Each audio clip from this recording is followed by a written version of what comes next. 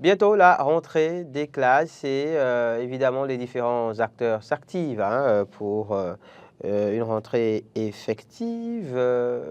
On le sait, bien souvent, les parents sont préoccupés par l'achat des fournitures, payer peut-être la première tranche pour ceux qui en ont les moyens et qui en puissent préparer en conséquence.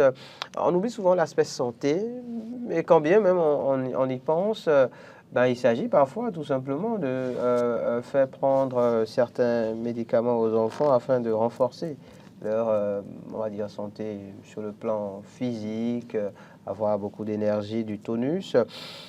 Mais qu'en est-il eh bien, de la santé oculaire? Parce qu'il est évident. Monsieur Daniel, bonjour, bienvenue. Vous Bonjour. êtes opticien? Oui, bien sûr. Et vous êtes sur ce plateau justement pour parler donc de la santé oculaire avec nous ce matin, parce que je le disais, on ne pense pas souvent à la santé oculaire, pourtant c'est difficile de réussir dans ses études quand on a quelques soucis à ce niveau-là. Après, Oui, évidemment, oui, bien il y sûr. a la possibilité pour les aveugles d'étudier, c'est pas de cela qu'il s'agit, ou les Oui. malvoyants d'étudier, mais toujours est-il que oui, quand on a des difficultés de ce point de vue-là, cela complique un peu plus les choses. Et donc, vous êtes en plateau pour nous aider à démêler le vrai du faux. Pourquoi donc la santé visuelle est-elle importante pour les élèves et les jeunes adultes? OK. D'abord, il faut savoir que nos yeux se développent quand l'on grandit. Euh, Certains problèmes de vue peuvent survenir dès l'enfance. Beaucoup de personnes ignorent ça. Ils pensent que c'est les personnes âgées seulement qui doivent porter les verres. Mhm. Donc, pendant l'enfance, il faut être très attentif avec les enfants. Et si vous identifiez ces problèmes de vue très tôt, il serait facile leur prise en charge aussi. Et la mal vue ou bien une mauvaise vue Mhm. peut avoir des conséquences dramatiques sur le développement psychologique et physique même de l'enfant. De l'enfant. Voilà. D'accord. Quelles sont les principales causes des problèmes de vue chez les jeunes aujourd'hui? Oui, les causes peuvent être héréditaires aussi, hein. Ok. Il y a des enfants qui peuvent hériter ça de leurs De parents leurs parents? ou bien des grands-parents. Il y a des parents qui disent, ah, moi, je n'ai pas de Pas de problème problème de de vue, vue, mais mais mon enfant a un problème de vue. Même si vous n'avez pas de problème de vue, c'est génétique d'abord, c'est c'est dans la ça. famille. C'est ça, c'est Voilà. ça. Donc, ça peut être génétique, Mhm. tel que la myopie, Mhm. l'hypermétropie ou bien l'astigmatisme. Les enfants Mhm. peuvent hériter ça. Ça peut être dû à nos comportements aussi, le comportement des enfants. Il y a des enfants, au moment de lire ou bien de faire des activités, Oui. ils rapprochent les livres ou bien les cahiers. Il y a des distances pour la lecture, au moins 40 cm. Ok. Il y a des enfants qui rapprochent les livres, ce n'est pas du tout bon. Et puis les écrans. C'est ça. Et de nos jours, il y a des écrans Aujourd'hui, partout. partout, On dit partout. même tablette éducative, Oui. alors que ce n'est pas du tout conseillé. Mhm. Un enfant moins de 2 ans ne doit pas utiliser tablette. Une tablette Non, normalement. non, non. Et à partir de 2 ans aussi, il y a des consignes à suivre aussi. D'accord, Voilà. Et puis, d'accord. ça peut être dû aussi à l'alimentation. Ok. Et le manque de certaines vitamines, Mhm. vitamine C, A et consorts, ça peut causer des problèmes de vue chez les enfants. Chez les enfants. Voilà. D'accord. Quels sont les signes en parlant justement des enfants, signes indiquant qu'un enfant pourrait avoir besoin de lunettes? OK. Il y a beaucoup de signes, mais je vais citer quelques signes. Si vous voyez que vos enfants plissent les yeux fréquemment, ou bien ils picotent fréquemment les yeux, ou bien vos enfants sont toujours en train de frotter les yeux, l'enfant a des difficultés de bien voir sur les tableaux. Mhm. Souvent, il y a des enfants aussi, à cause des problèmes de vue, ils ont tendance à rapprocher. Sûrement, c'est un problème de vue. C'est ça. Un enfant myope peut bien voir de près, mais Mais de de loin, loin, il il ne aura des voit pas. difficultés. Donc, comme il ne voit pas de loin, il va rapprocher. Mhm. Donc, Mhm. si vous sentez ça, ou bien si l'enfant a toujours des maux de tête fréquents, Mhm. ça veut dire que l'enfant souffre d'un problème Le de problème vue. de vue, c'est Voilà. possible. D'accord. Comment est-ce que les parents qui nous suivent en ce moment peuvent eh bien, aider leurs enfants à protéger leur vue? OK. La première des choses que les parents peuvent faire, parce qu'eux-mêmes, ils ne peuvent pas remédier à ces problèmes, Mhm. c'est de consulter un Un spécialiste, spécialiste. un ophtalmologue, un Mhm. optométriste. Mhm. Comme ça, l'ophtalmologue va leur donner des consignes à suivre. Et puis, les parents doivent sensibiliser les enfants de ne pas frotter les yeux avec les mains sales, d'inculquer des bonnes pratiques aux enfants, telles qu'une bonne distance pour la lecture et l'utilisation des smartphones aussi, d'interdire ça à certains enfants. Mhm. Et les parents aussi doivent tout faire pour que les enfants qui ont des problèmes de vue puissent porter les verres. Ok, Voilà. d'accord. On a parlé des parents. Intéressons-nous à d'autres, enfin à une autre catégorie d'acteurs, puisque nous sommes en milieu scolaire. Oui. Les enseignants. Quel est leur rapport? Voilà. Les enseignants, ils sont les personnes les mieux placées Ok, pour identifier facilement le problème de vue de l'enfant. ok. Parce que l'enfant est exposé à certains tests en classe, tels que la vision de loin et la vision de près. Mhm. Un professeur qui sait que l'enfant a des difficultés de voir de loin, ou bien l'enfant dit « Ah, monsieur, je n'arrive pas à bien écrire dans mon cahier ». La première des choses à faire, il faut contacter les parents D'accord. et conseiller les parents d'aller voir un Un spécialiste. spécialiste. Et les enfants qui ont des problèmes de vue, quand ils viennent en classe, le rôle de l'enseignant, c'est de placer ses enfants à la première place. Ok. Souvent, il y a des enseignants aussi qui refusent. J'ai eu des cas, Mhm. des enfants qui refusent que les enfants portent les verres, que l'enfant Ok. a porté ça pour des fantaisies ou quoi. C'est ça, Voilà. c'est ça. C'est vraiment pas bon. L'enseignant doit aider l'enfant à porter ses verres parce que c'est avec ces verres-là que la vision sera améliorée. Mhm. Un enfant qui ne porte pas ses verres, il aura des difficultés pour voir, il aura des maux de tête. Donc l'enfant ne peut pas se concentrer pendant les cours. Mhm. Voilà. Mhm.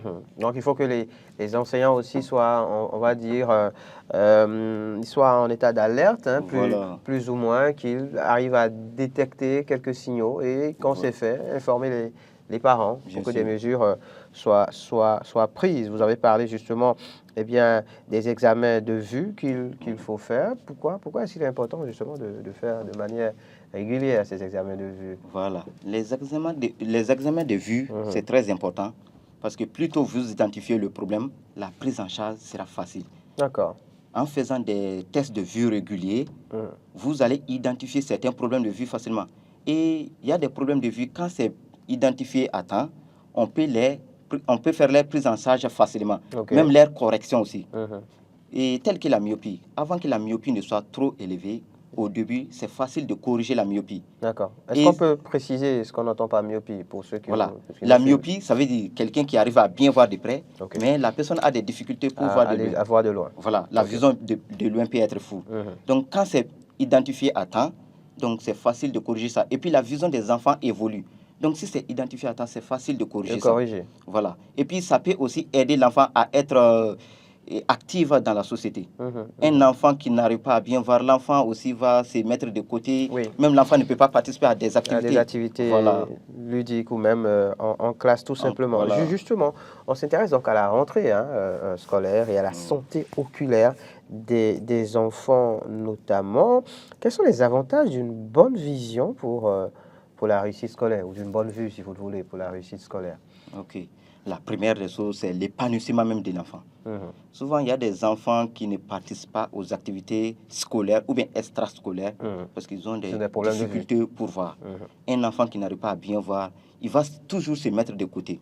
Et ça va augmenter l'estime de soi de l'enfant. Mhm. Et ça va augmenter la performance même de l'enfant. L'enfant peut amener des bonnes notes parce que s'il a une bonne vue. Mais un enfant qui a une mauvaise vue, ça serait difficile qu'il amène des bonnes notes. Mhm. Et les parents vont toujours se plaindre. Ah, mon enfant n'arrive pas à éduquer, tu n'as pas un bon niveau. Alors que l'enfant a des problèmes de vue. Donc, la bonne vue a des avantages sur l'enfant. Sur l'enfant et donc pour sa réussite scolaire. Monsieur Daniel Dembélé, je précise que vous êtes opticien, alors pas besoin de préciser, permettez la répétition, où est-ce que vous officiez, puisque cela se voit à votre habillement ce matin. Puisqu'on vous tient là, justement, en face de nous, essayons de démêler le vrai du faux. Il existe de nombreux mythes courants sur les lunettes qui peuvent influencer la perception et l'utilisation de ces dispositifs correctifs pour les enfants et jeunes adultes. Quels sont ces mythes courants, Monsieur Daniel Dembélé, sur les lunettes et quelle est la vérité des faits? Voilà. Et la première des choses, beaucoup de personnes pensent, il y a beaucoup de mythes. Beaucoup de personnes pensent que toute lunette de soleil les protège. Toute lunette de soleil ne protège pas. Les lunettes dotées de traitements anti-UV, des rayons ultraviolets, ce sont ces lunettes qui protègent contre les rayons du soleil. Voilà. Mais pensez que si vous achetez les lunettes sur la voie, ça va vous protéger. Oui, bon, parfois on trouve des verres fumés, on se dit oui, ça peut protéger contre... C'est pas tous les verres fumés qui contre les protègent. rayons solaires. Voilà, Non. il faut que les verres respectent les caractéristiques Les normes. de protection contre les rayons ultraviolets. Parce que les rayons ultraviolets du soleil sont très nocifs pour les yeux. D'accord. Ça cause l'opacification du cristal même. Mhm. Et d'autres mythes encore, de penser que ce sont les personnes âgées seulement qui ont besoin de lunettes. Non, même un petit enfant peut avoir besoin de lunettes. Ok. Voilà. Ok. Et puis, le fait de penser aussi que les écrans n'ont pas d'effet nocif sur nos yeux. Les écrans ont des effets nocifs sur nos yeux. Ça peut donner de la fatigue oculaire, ça peut donner des maux de tête. Donc, se doter d'une lunette anti-lumière bleue serait nécessaire. Et puis, de penser aussi que les lunettes dégradent la vue. Ce sont des mythes. Les lunettes ne dégradent pas la vue. Ou bien que les lunettes rendent les yeux paresseux. Oui, Non. oui, ça se dit, ça se dit souvent. Voilà. Les lunettes ne rendent pas les yeux paresseux. Par exemple, vous ne voyez pas bien. Quand vous portez les lunettes, vous allez bien voir. C'est comme si c'est à travers les lunettes que vous voyez bien. Maintenant, si vous enlevez les lunettes, vous récupérez la vue que vous avez d'avant. Ok. C'est tout ça. Ok. Les lunettes améliorent la vision, en fait. mais ça ne détruit pas la vision. Les lunettes n'ont pas d'impact nocif pour les yeux. Il faut que, enfin, tout le monde comprenne Voilà. concrètement Très bien. que c'est de cela qu'il s'agit. Allez, on va finir, mais avant, encore quelques petites questions, Oui. Monsieur Daniel Oui. Dembélé. Sur le choix des lunettes, par exemple, pour les enfants, comment faut-il procéder? Parce que tout cela, on le dit. Oui. On le dit parce qu'on estime que oui, s'il y a un problème donc, de vue au niveau d'un enfant, il faut aller faire des tests. Et donc, si on fait des tests de vue et qu'on se rend compte après qu'il faut donc lui prendre des verres, il va bien falloir faire un choix. Oui. Alors, comment procéder à cela? Ok. Le choix commence par une bonne prescription d'abord. Ok. Donc, c'est pourquoi il faut consulter les spécialistes. Il y a des personnes qui pensent que quand je vais partir chez telle personne, il va me donner une ordonnance. Il y a des personnes même qui portent la correction d'une autre personne. Ah, telle personne a amené son enfant là-bas, on a prescrit une correction là-bas, je vais donner ça à mon enfant aussi. C'est pas comme ça. Il faut une bonne correction. Il faut amener l'enfant chez un ophtalmologue. Ils vont prescrire des verres pour lui. Après, vous amenez ça chez votre opticien. Il va confectionner des verres. Avant la confection, il y a le choix de la monture. Les enfants sont très actifs. Donc, il faut une monture qui est un peu solide, résistante et flexible. Une monture qui ne doit pas serrer le nez ou bien serrer les oreilles. Donc, ça doit être aussi des lunettes que l'enfant même doit apprécier. Parce qu'il ne faut pas mettre l'enfant de côté. L'enfant doit apprécier les lunettes. Il y a des enfants qui refusent de porter les lunettes à cause de la monture. Ils vont dire, je n'aime pas les verres, je n'aime pas les verres. Donc, il faut penser à tout ça. Voilà. L'enfant doit apprécier la monture d'abord. C'est vrai que sous nos cieux, le parent, il a tellement de problèmes. Oui. Et après, même pour aller prendre ces verres, c'est de l'argent. Oui. Donc, on se dit, tu prends les verres, tu les portes et c'est fini. Oui, Il c'est ça. faut pas m'emmerder, en fait. Hein. Certains parents le disent. Oui. Mais vous nous dites, non, il faut tenir compte donc, on va dire quoi, du goût de l'enfant. Le aussi. fait que oui, que les montures, par exemple, oui, puissent être, on va dire quoi, à son goût. Ça doit être à son goût. C'est important. Mais ça doit être une monture de qualité, solide. Et il faut préférer les montures plastiques. Ok. Parce que les montures métalliques, un enfant, par exemple, de 2 ans, il peut se blesser facilement avec ça. Oui, Et puis, même au-delà. après le choix de la monture, le choix des verres aussi. Ok. Il y a des verres minéraux qui sont déconseillés maintenant même. Ok. Parce que les verres minéraux peuvent se casser facilement. Ici, D'accord. ça se casse, ça peut entrer dans les yeux. Il faut préférer des verres polycarbonates qui supportent les chocs. D'accord. Donc, et les verres avec des traitements anti-rayures, parce que les enfants peuvent facilement rayer les verres. C'est ça. Et doter des traitements contre les rayons ultraviolets du soleil aussi. Voilà. On a parlé de lunettes correctrices. Il y a également celles qu'on appelle anti-lumière bleue. Est-ce qu'on peut faire une nuance rapidement avant que de dire un mot par rapport à ce que vous prévoyez justement dans le cadre de la rentrée? Et les lunettes anti-lumière bleue, on considère que c'est comme si c'est une lunette ordinaire dotée d'un traitement contre les rayons ultra et la lumière bleue émise par les écrans. Parce que la lumière bleue émise par les écrans fatigue les yeux. Je vous avais dit ça. Ça fatigue les yeux, ça donne des maux de tête. Ces traitements anti-lumière bleue filtrent ces lumières bleues-là. Comme ça, la personne peut faire des airs devant les écrans. Les yeux ne seront pas fatigués. Même si vous portez les verres anti-lumière bleue, il y a des exercices qu'on conseille. La règle de 20. Chaque 20 minutes. Il faut... Voilà. Il faut...